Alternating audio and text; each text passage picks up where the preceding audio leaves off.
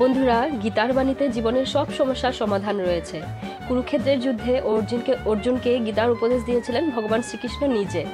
সেই উপদেশগুলি আমাদের জীবন চলার পথে খুবই উপযোগী। এই শ্রীমদ্ ভাগবত গীতার জ্ঞান যদি কোনো ব্যক্তি নিজের জীবনে গ্রহণ করে নিতে পারে, তাহলে ব্যক্তি সমস্ত দুঃখ কষ্ট থেকে মুক্তিপথ খুঁজে পাবে তার জীবনে। এর ফলে অবসাদমুক্ত জীবনযাপন করতে পারবে সেই ব্যক্তি। বন্ধুরা, আমাদের এই ইউটিউব চ্যানেলে আপনাদেরকে স্বাগত। আপনারা যদি আমাদের চ্যানেলে নতুন হয়ে থাকেন, তাহলে চ্যানেলটি সাবস্ক্রাইব করে পাশে থাকার অনুরোধ রইল আপনাদের সকলকেই। শ্রীমদ্ ভগবত গীতায় ভগবান শ্রীকৃষ্ণ বলছেন, বর্তমানে বাঁচতে শেখো। অতীত ও ভবিষ্যতের চিন্তা করা উচিত নয়, কারণ যা হওয়ার তাই হবে, যা হয় ভালোর জন্যই হয়। তাই অতীত ও ভবিষ্যতের চিন্তা ছেড়ে বর্তমানে বাঁচতে শেখা উচিত। নাম, পদ, প্রতিষ্ঠা, ধর্ম, স্ত্রী বা পুরুষ আমরা নই, এই শরীরও আমাদের নয়। অগ্নি, জল, বায়ু, পৃথিবী, আকাশ দিয়ে এই শরীর নির্মিত।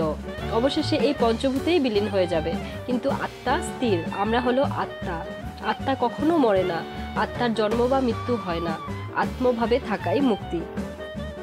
সমস্ত কিছুই পরিবর্তনশীল, অর্থাৎ পরিবর্তনই সংসারের নিয়ম।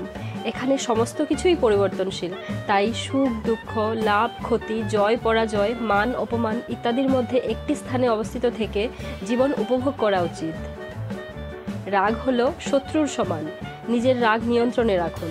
রাগের ফলে ভ্রম সৃষ্টি হয়। এই ভ্রম বুদ্ধিকে বিচলিত করে তোলে।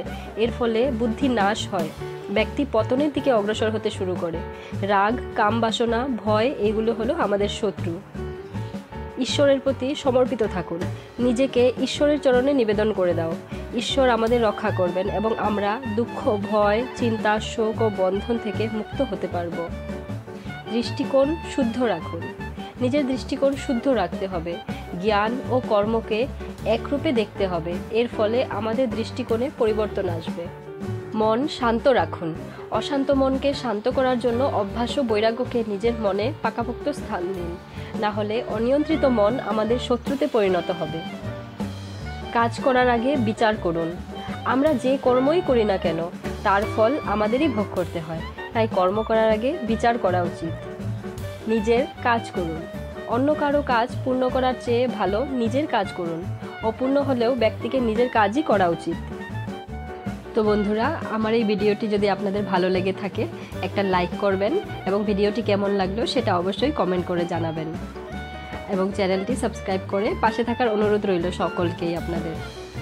নমস্কার সকলকেই।